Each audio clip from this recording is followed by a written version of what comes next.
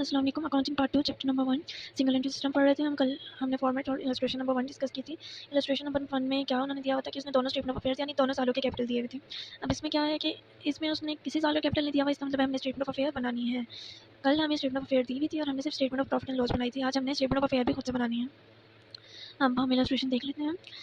Kessler keeps his book on single entry system from the following information. Prepare his profit and loss statement for the year ended on 30th June 2022। तो statement of profit and loss कब की बनानी है? 22 की बनानी है। और देखें अब साल एंड कहाँ हो रहा है? जून पे साल एंड हो रहा है। इसका मतलब शुरू कहाँ से हुआ होगा? 12 महीने पीछे ले चलते हैं। अब देखें 30 जून है तो हमने जून को भी शामिल करना है। अगर 1 जून होता तो हम जून को शामिल ना करते। अब जून को शामिल करना है तो जून को मिला के पिछले हमने 12 महीने देखने हैं तो हमें पता चल जाएगा अच्छा शुरू कहाँ से हुआ है। मतलब 2021 में शुरू हुआ होगा। मंथ आपको अंदाजा लगा लीजिएगा 12 महीने क्या है। अब देखें अब उसने ये देखें ये 1 जुलाई 2021 दिया हुआ है और ये 30 जून 2022 दिया हुआ है।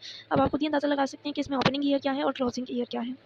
ठीक, अब देखें अब उसने चीज़ें दे दी हैं। कैश है हमारा, बैंक ओवरड्राफ्ट है।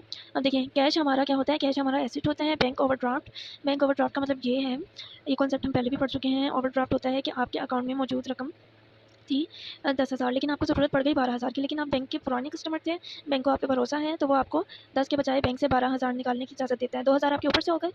2,000 बैंक वालों ने आपको कहने कि एडवांटेज ये है कि वो आपको 2,000 निकालने दे रहा है। तो ये जो 2,000 होंगे ये आपका बैंक ओवरड्राफ्ट होगा। अब ये बैंक ओवरड्राफ्ट आपके ऊपर लाइबिलिटी होती है कि आपने वो 2,000 बैंक को इन फ्यूचर वापस करने हैं, इसलिए ये लाइबिलिटी साइड पे आएगा।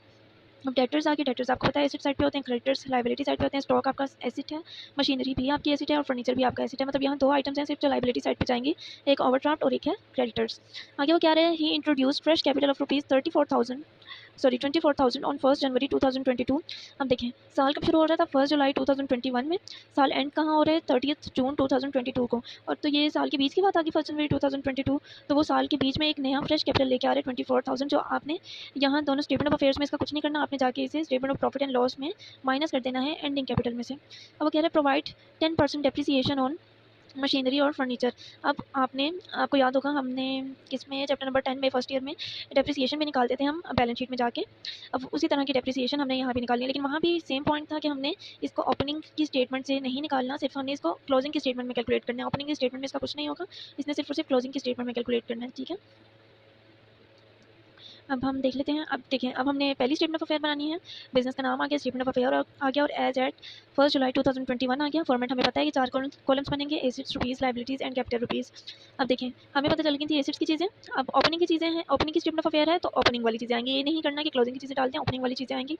अब ओपनिंग वाली चीज़ें हम यहाँ डाल देते हैं। हमें पता है एसेट्स कौन सा था, अभी हमने देख लिया एसेट्स कौन से थे और लाइबिलिटीज़ कौन सी थी। अब दोनों चीज़ें आ गई। अब इसका हमने कैपिटल किस तरह से निकालना है कि एक साइड को हमने मतलब एसेट साइड में से हमने लाइबिलिटी साइड को माइनस कर देना है, तो आपके पास बैलेंसिंग फिगर आ जाएगा, यानी आपका ओपनिंग कैपिटल आ जाएगा। बैलेंस निकालना कोई मुश्किल नहीं है, आपको पता है हम बहुत से क्वेश्चंस में बैलेंस निकाल चुके हैं ऑलरेडी। अब क्लोजिंग में क्या होगा? अब क्लोजिंग में भी क्लोजिंग की चीज़ें आएंगी, लेकिन अब यहाँ जो हमें डेप्रिसिएशन की बात दी हुई थी उसको हमने यहाँ पे साथ साथ कैलकुलेट कर लेना है। अब देखें कैश उसी तरह से उतर आया, डेटर्स उसी तरह से उतर आया, स्टॉक भी उसी तरह से उतर आया।